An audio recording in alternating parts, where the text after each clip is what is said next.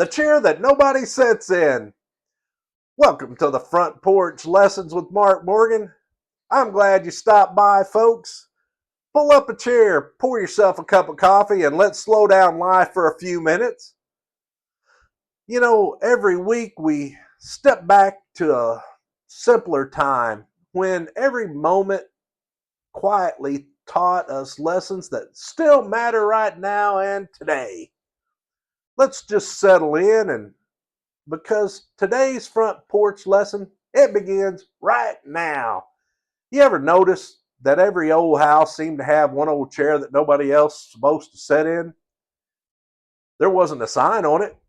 Nobody had to tell you though. Everybody just knew that was Grandpa's old chair, or maybe Grandma's. You could sit anywhere else in the house. You probably, if you accidentally sat in that chair, somebody would usually smile and say, you might want to move before they get back. Was it because the chair was expensive? Most of them just leaned a little. The arms was worn smooth because the years of use. You know, the cushion had long since given up. If it was a recliner, it usually had a special little trick to kick down that footrest down. But that chair wasn't special because of what it looked like. It was special because what happened there. Right beside it usually was a little table, nothing fancy, had its own little place. There was a pedal ashtray close by. Farmer's Almanac was folded up to the page he'd been reading. TV guide was close enough to grab without leaning forward. The lighter rested beside him, and enough room left for a fresh cup of coffee. You know, the chair wasn't pointed straight at the television. It was turned enough so he could watch the evening news or glance out the front window to see what's coming down the driveway or whether or not the rain was finally on its way. Nobody ever dared to rearrange anything. If somebody moved the TV guide or picked up the almanac or set the coffee cup somewhere different, oh, he noticed it before he sat down. Funny how little corner of the living room could become somebody's whole world. Looking back now, and I don't think he cared nearly as much about the chair as he did about the what the chair represented. It was his place to drink coffee, his place to read, his place to think, his place to watch the world go by. And somehow everybody in the family respected that. And these days our homes are bigger, televisions are clear, our recliners are softer.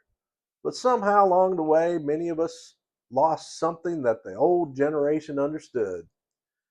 You know, we lost our place, not just the chair, a place to slow down, a place to pray, a place to think before speaking, a place to watch the rain, a place to enjoy a quiet cup of coffee without feeling like we should be doing something else. That old chair wasn't valuable because of the wood or fabric, it was valuable because life happened there. Decisions were made there. Problems were thought through there.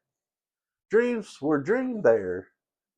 Sometimes the wisest thing we could do isn't to rush the next thing on our schedule. Sometimes it's simply to sit down and just be still. Maybe that's why we remember those old chairs long after they're gone. They remind us that peace doesn't come from having more, it comes from making time for what matters most. So this week, could you find your own chair? Pour yourself a cup of coffee. Turn off that phone for a little while. Why don't you look out the window? Let your mind slow down. You might be surprised what comes to you when the world gets quiet. Thanks for spending time with me here on the front porch. If this story reminded you of something you loved, I'd be honored if you'd share this episode with some of them. Until next time, my friends, keep looking for lessons hidden here in everyday life. I'm Mark Morgan, and that's the view from the screen door.